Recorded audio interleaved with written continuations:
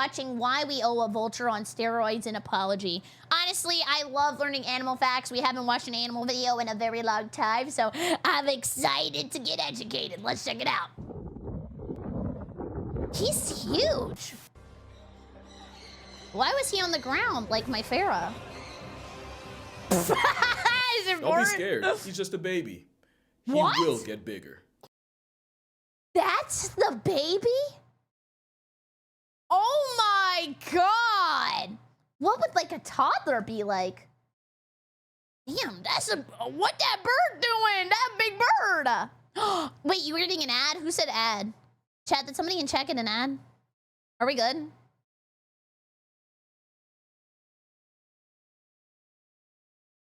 I think we're fine. Close your eyes and visualize the most disrespected animal on Earth. Now open them and apologize for not thinking of the living laundry lane. You don't respect this dinosaur nearly enough. Many people have never seen this flying fossil, or they have and never wish to ever again. The world would be a legitimate horror movie without them, yet this creature and its kind are still very Ew! Holy scrotum! much maligned by humanity. Well, you'll see why. The first two videos pretty much sums up our relationship with them, especially when you let it play all the way. I told you, just a baby. That is a baby Andean condor. Okay, that one's really cute. All babies are so cute. Look at him. He looks like he's fake, like a prosthetic for like Jurassic Park. And condors are Jurassic vultures on steroids. There's the Andean and the California condor, and both are built like a prehistoric paralysis demon. They're the closest relative of Argentavis, and I live a life of decency and virtue, because otherwise I know I'd see this homicidal death pigeon in hell. Okay, I have a really deranged question. Before I ask it, please don't get upset, and I will explain to you why I thought of this. Has anybody in chat ever been to the rodeo? What they do at the rodeo is they take children's... Surely you understand where I'm going now. And they strap them onto sheep. And then they make the sheep race across in a line. This is a pretty big bird. Like, we could take this sport into the air. Davis, and I live a life of decency and virtue, because otherwise I know I'd see this homicidal death pigeon in hell. Argentavis flexed a wingspan of up to 23 feet, weighed as much as an adult man, and would have been about the size of a Cessna 152. And on the ground, they would have looked that same grown man in the eye. The condors of today are slightly smaller, with Andeans having a wingspan of nearly 11 feet, which... Whoa! My wingspan's like 11 and a half, so I'd win. Is how the bird can stay in the air for hours without flapping their wings once. In fact, by using thermal drafts, one condor managed to soar for 5 hours and cover 100 miles. All that and no flap. The feather relic is also one of the longest living birds, with some surviving up to 70 trips around the sun. Am I allowed to say I'm sorry for calling him ugly? Now that I know he's so large, he could just come down out of the sky, scoop me up, and take me away forever. Like, no disrespect, man. I am so sorry. Not only does puberty turn an avian dust bunny into Skeksis from Dark Crystal, they end up becoming the biggest birds of prey on Earth. You can't imagine waking up to a dragon and drag outside your window. And that's because you're not from Chile. Not only is it the national bird of Chile, shout out to Chile, they even have a Chilean comic based on them called Condorito. Lucky for Chileans, this dog, and my mental health, condors are absolutely harmless. Unless you watch Total Drama, because that might have been the first time Alejandro got his rocked. Oh, now I see boobs in my head. But yeah, it's a good thing that a bird that could pass for a man in a suit is a scavenger. To be fair, that is a man in a suit, but it's for a good reason. That was a man? In a suit.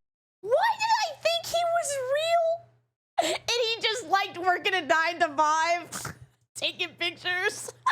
Suit is a scavenger.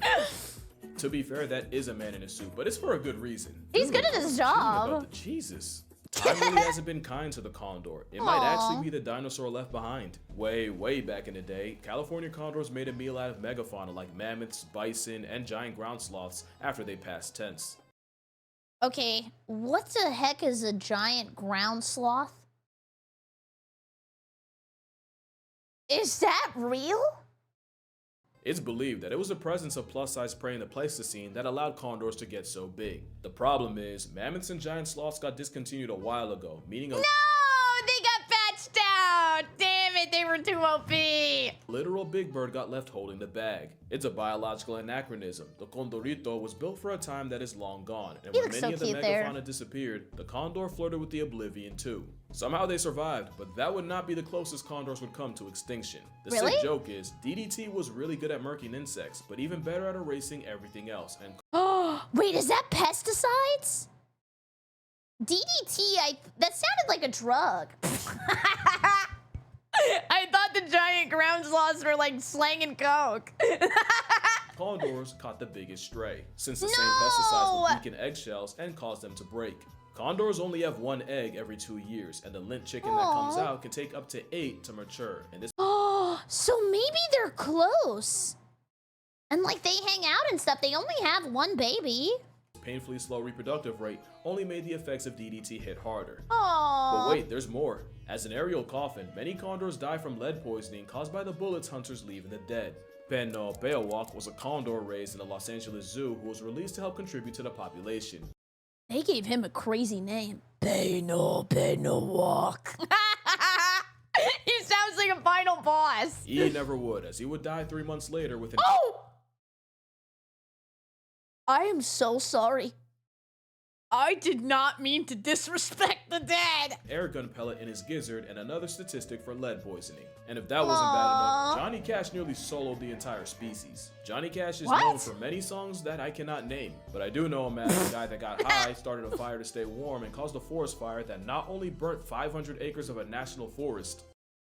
That's real?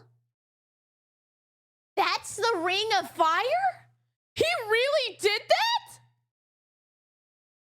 Oh my god, where was Smokey the Bear? Was he not standing his ground? It cooked 49 of the condors living there. When asked, did you start the fire? Cash said, no, my truck did, and it's dead, so you can't question it. Okay, Cash. When asked if he felt bad, Johnny said, well, I feel pretty good right now. This is real.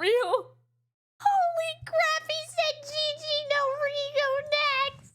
What? Evidently, never apologizes to the mom.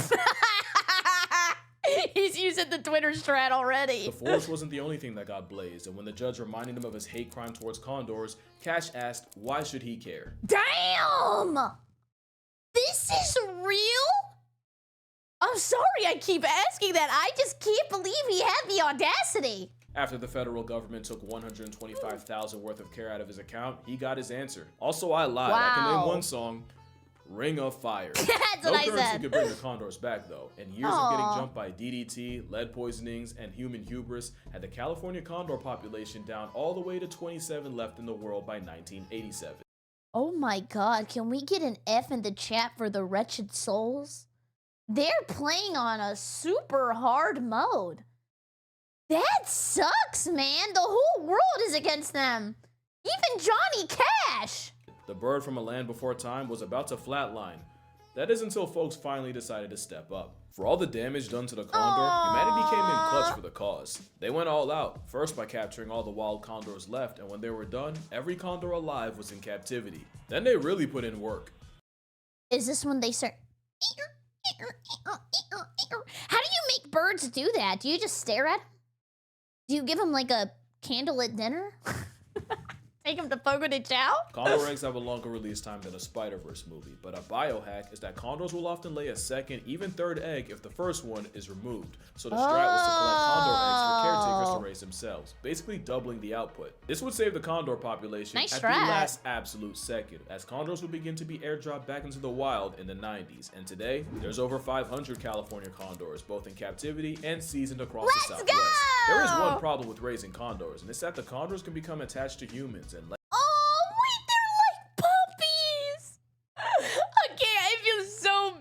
calling them ugly when they're so nice to people.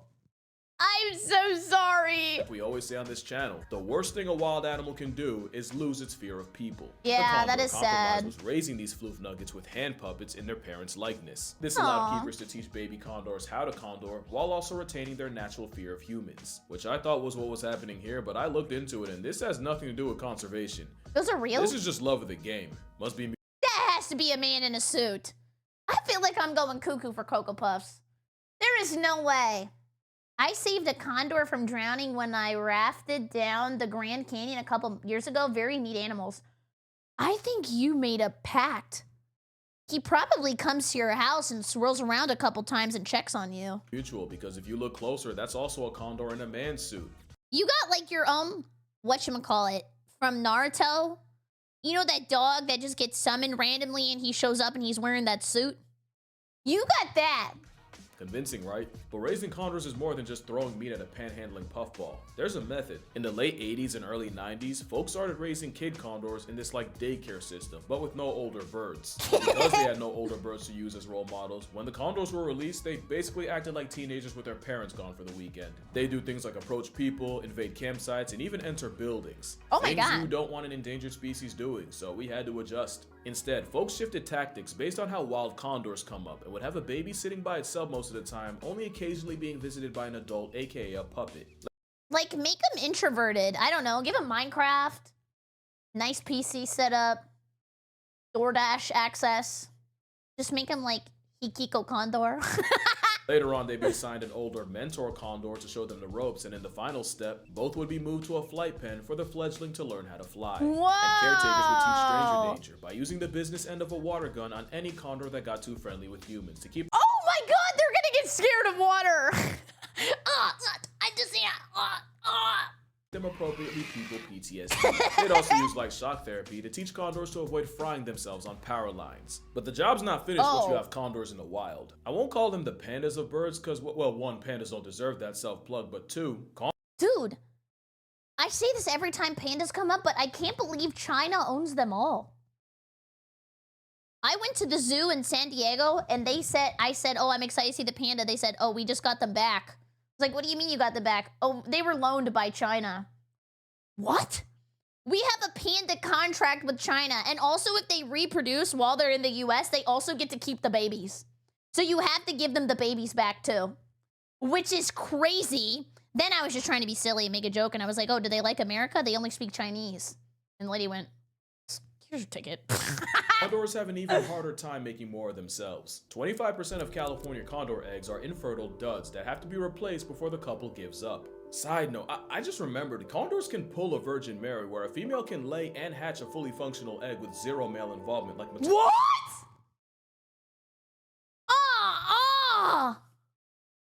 Holy crap! Can you just spawn a baby inside you without even getting to do the fun part?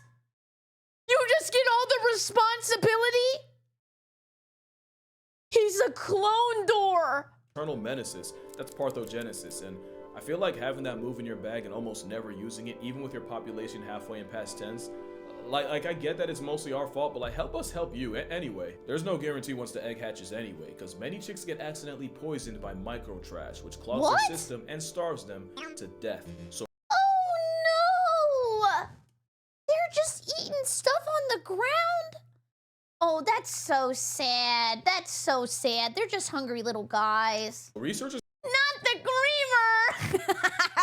gotta constantly sift through the nest for micro trash, and any chick suspected to be contaminated is kidnapped and medevaced for surgery. Which also means someone has to camp by the nest for 24 hours and keep the parents from coming home to an empty one and abandoning it. Gatekeeping a dragon from its child for a day sounds more like a Mr. Beast challenge than a way to spend your zoology. If a released condor can avoid lead poisoning, pollution, and getting deep fried on power lines, it'll roam the skies for decades and hopefully make many more condors along the way. And if they're lucky, they'll have the same partner by their side the whole time.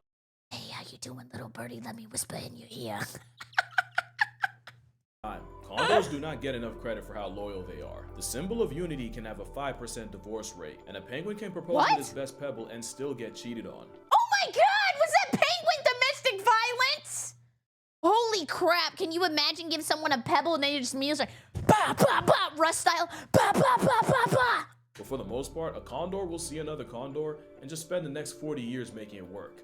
Unless death really does them part. But condors aren't just loyal to their mate. Believe it or not, an overgrown struggle vulture has a social structure on par with chimpanzees and wolves. I mean, to be fair, a lot of birds I see always hang out together. Is there like a solitary bird who just kind of likes to be by themselves? I mean, it must get boring just flying around too. Like, you definitely need somebody on comms. Condors have a social hierarchy where every bird knows its rank, especially at the dinner table where elders dominate, which is why those raised without other condors end up with avian Alzheimer's, as in they forget their place. But it's not just a hierarchy. Condors will have a friend group that they'll hang with, and if you're around long enough, you'll see them preening, play fighting, and even chasing each other. They'll even look after other injured condors and share food with those that can't do so for themselves. They've got medicine condors. It's like warrior cats in real life. What kind of bird of prey you know that's moving like that? The social butterfly nature is why we had to put on the hand puppets in the first place. When I said condors can get attached to humans, we're talking about a commitment lasting years. Eduardo is an Argentinian cattle farmer who found an injured condor on his property and helped bring the bird back to health. Now, every once in a while, the condor visits a man that saved him as a thank you. And he gives him a hug! That is so cute! Until he's like, I got a bug on my back. Do you mind get a little bite in there? Even tries to preen him. But to me, the wildest part is the condor didn't imprint on Ed because it eventually went back into the wild instead of following him around. So this venti vulture is actively going out of its way to see him. Who'd expect that kind of emotional depth from a cloud casket? Well, anyone who's worked with them, because they'll tell you that vultures are sky puppies with personalities that'll even have favorite keepers that they'll run to when excited. They're also curious and will play with anything from actual toys to the socks and shoelaces of their preferred human. What was the name of that guy earlier? Was it Steven? Who was the guy who was the goalie? Do they have a condor version of that? No, not Eduardo. What was his name? Scott Sterling. Yes. They got a Scott Sterling in this world, at the Condor world. Many keepers swear by vultures being the most fun bird to train because their curiosity and attachment makes them act like precocious children always. Whoa!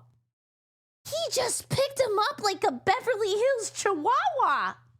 And he's cool with it! Looking for their parents' approval. They're even on the short list of animals smart enough to use tools, with Egyptian vultures using rocks to crack open ostrich eggs. Whoa!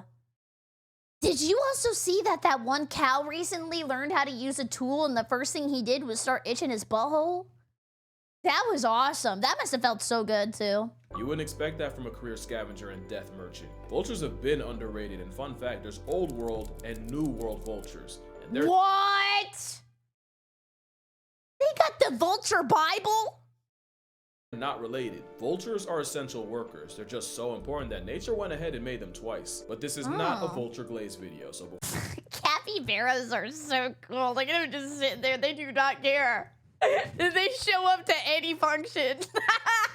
Before we talk about the good, we gotta speed run the side you probably already know. Okay. Everything I've said about vultures is still true, but it's also true that they have the nastiest diet of any animal. Oh, they eat all the dead animals, right?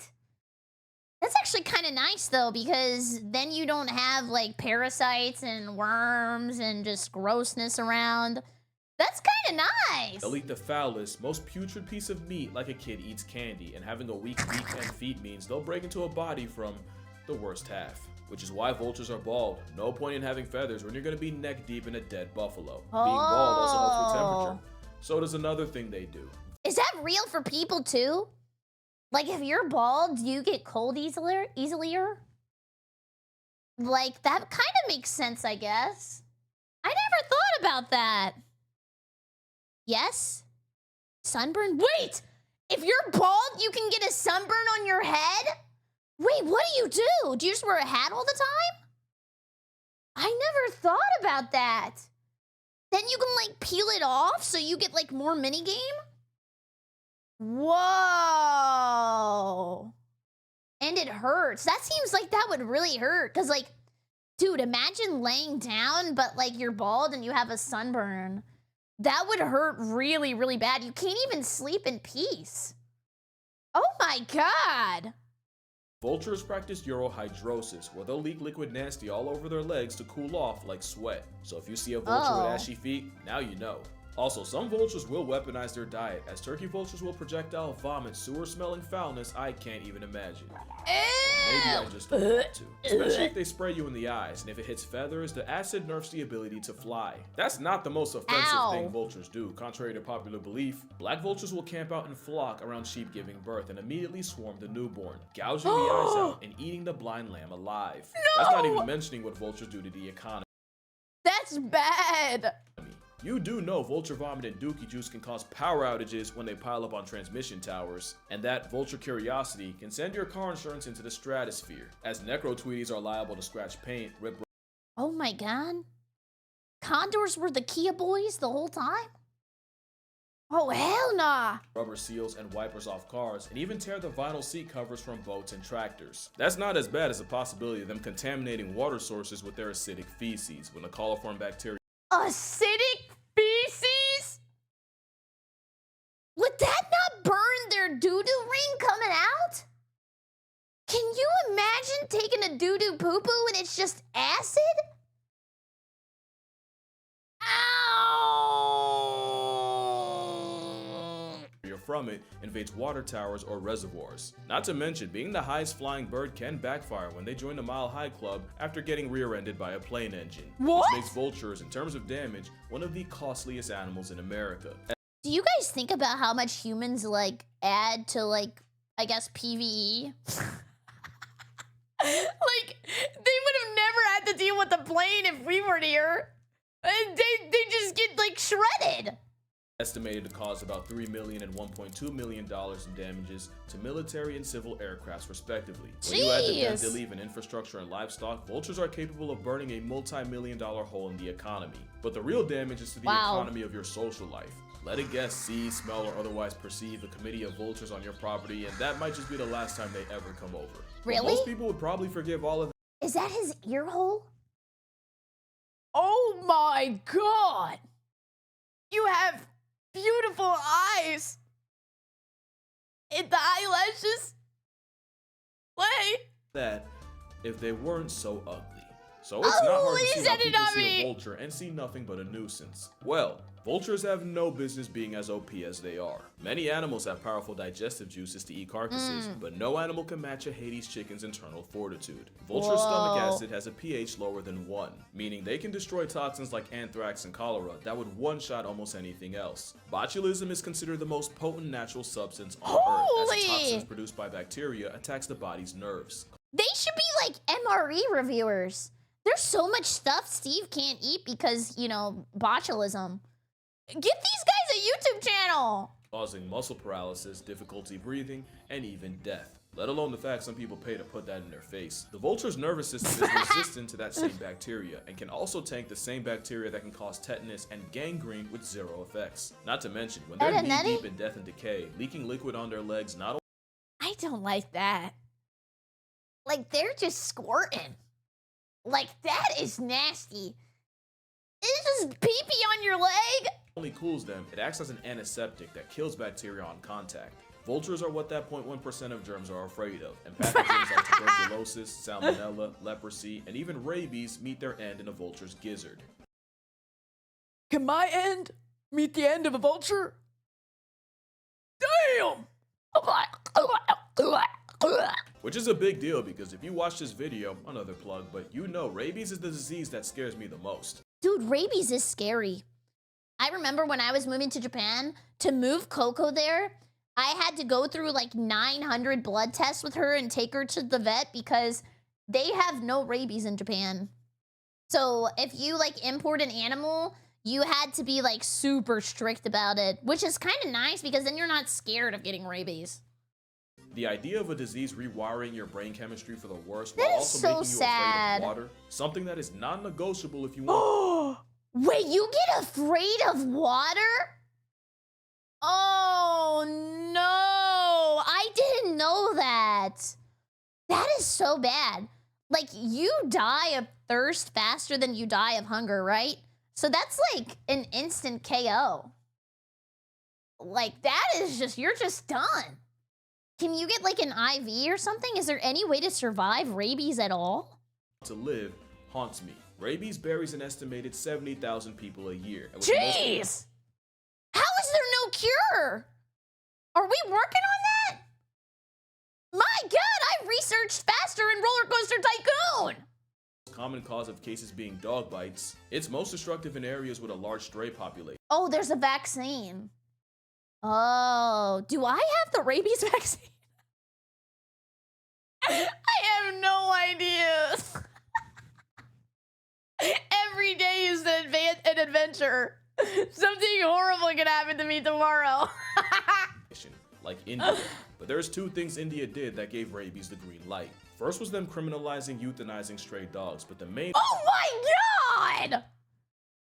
Criminal scum! reason was a complete accident. Diclofenac was a drug used as a painkiller and anti-inflammatory for cattle, but that same drug also caused fatal kidney failure in the vultures that ate them. This did an absolute number on the vulture population, with many species cut down by 99%. Not only was it one of the fastest collapses of a bird species, the consequences of the sudden disappearance of nature's cleanup crew was predictable, as the number of rabies cases skyrocketed. And you remember what I said about vultures in the economy? Well, the free fall of the vulture population likely led to the deaths of 500,000 people, and an Okay, but is he not oral farming right there? Like, look at him. He looks like Batman. He just looks really cool. economic loss of 70 million, ooh, that's a comma, $70 billion from 2000 to 2005. We Don't see think it's the just India bit. that benefited from a scavenger stimulus package. Did he just wave? Hi, my name's Barry. Anthrax outbreaks are a semi-common occurrence in places like Kruger National Park in South Africa and Virunga National Park in the Congo, especially in places where you can have pool parties that contain more hippo than pool, and these I hate them. Can we make them criminal scum? outbreaks can kill up to 100 hippos at a time. Not only that, but these outbreaks can reach humans, as in 2011, over 500 cases of anthrax poisonings in humans were reported after 80-something hippos died of the same. Now imagine the carnage if you didn't have bald-headed equalizers clearing the disease for the free. Like I said, there's a reason nature thought vultures were so nice they made them twice. Vultures also contribute to society in less dramatic ways, as in the 1930s, Damn, he cleaned those ribs off pretty good. Better than I see people eating chicken wings. That was a respectful feast. the Union Oil Company of Texas started putting mercaptan in natural gas, and with turkey vultures often gathering around the smell, they'd use the birds as markers to locate gas leaks. Vultures also act as an alarm bell. Oh, did they get this one? Oh, they're outside my window. They knew! For illegal poaching activity, as them circling over an area is like a Batman signal to park rangers. Holy pre-watched. They really are Batman. Unfortunately, that has also made them a target for poachers, who purposely try to poison them. I hate you poachers, I hate you poachers, I hate you poachers, I hate you scalpers. I was gonna say something really bad. I forgot I was streaming. Evidently, the only toxin vultures have no answer for is humanity. Like I said, you do not respect vultures nearly enough, and I take back what I said about them being ugly. The griffin vulture mogs any eagle you can think of. The bearded vulture is like a Pokemon fire type come to life. The king vulture is just an ethereal specimen of a bird. That I love the googly eyes. I think the googly eyes are so cute. I feel like I can pick them up and go, is if you can ignore the chesticle situation. It's just So big and bulbous. Holy crap, he's got one ball! And oh, my sweet baby boy. If there are no condors alive, just know that I have died. And that's gonna do it for this video. Make sure you drink water, hug your mother, put some respect on the vulture's game. Shout out to this comment for making me make this video. Acknowledge your father, and I'ma see y'all in the next one. I like that video. That was so nice. I feel like I learned a lot. Look, I started being a hater. I called him ugly. And then I became a lover. Thank you so much for watching. I super appreciate it. If you're new here, in the comment section down below, let me know if you want to watch some more animal videos. And use code Barry for 10% off your Gamer Subs order. I hope you have a great evening. Goodbye,